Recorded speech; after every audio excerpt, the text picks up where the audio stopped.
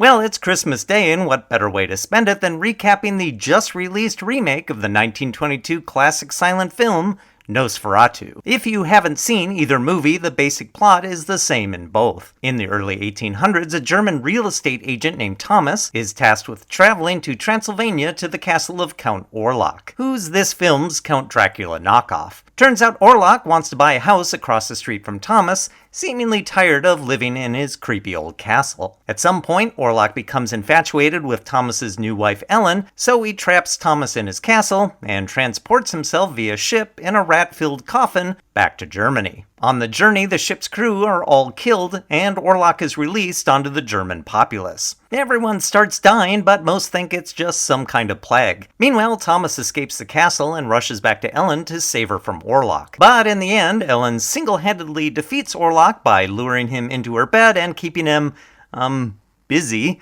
until daylight when the sun's rays kill him. When you consider the original is over 100 years old, the fact that the story is so simple works well. And I think your satisfaction with the 1922 original depends a lot on the musical score played when you see it. Some scores have a great gothic feel, and others feel like they would be better used on a carnival kiddie ride. But what of the new film? Well, it's a mixed bag. The story follows the same premise. When Thomas makes the long trek to Transylvania, the camera work is well done, and the score is quite impressive. And in long stretches of the film, at least in the first third, there's little to no dialogue, which kind of makes up for the fact that these German townspeople all speak with British accents. The sound effects are great, and the music is loud, and some of the scenes are filmed in places like dark and eerie forests, allowing them to color grade it to actually look like a black and white film. And I think this is where it's at its best. It takes the premise and the limitations of the first film and make them better. Things change from the original when we first meet Orlok. The 1922 Orlok comes across as a creepy eccentric who just looks and acts like someone who's been locked a little too long in his castle. But the 2024 Orlok is portrayed as a massive, brooding, all-powerful force of evil. His voice, when he speaks, is oppressive and is kind of a cross between Darth Vader, Sauron, and Dr. Claw.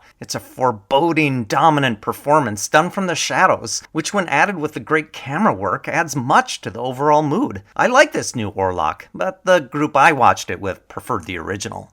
And it's after this original meeting of Thomas and Orlok that the movie starts to depart from some of the original material, and not in a good way. It turns out sometime in the past, Ellen made some kind of weird sex pact with Orlok, and he's been yearning for her ever since. And Thomas's boss was just being used by Orlok to get him back in the arms of his true love. And in the entire movie, Ellen keeps having trance-like fits and visions of getting back with Orlok, but no one believes her, and instead just trying to treat her condition with ether. On top of that, there are all kind of tedious subplots that go nowhere, including a random 3-day countdown timer to disaster, arguments with Ellen's friends, husband and wife duo Frederick and Anna, as well as their creepy daughters, and piles of unnecessary scenes following a new character for this film played by Willem Dafoe, who is basically portraying Van Helsing in his quest to hunt down Orlok and defeat him. But none of these side quests accomplish anything or have any effect on the final outcome other than to pad out the 132-minute runtime. And despite what I said about the first section of the film being light on dialogue, the rest takes a decidedly different direction. They just keep talking and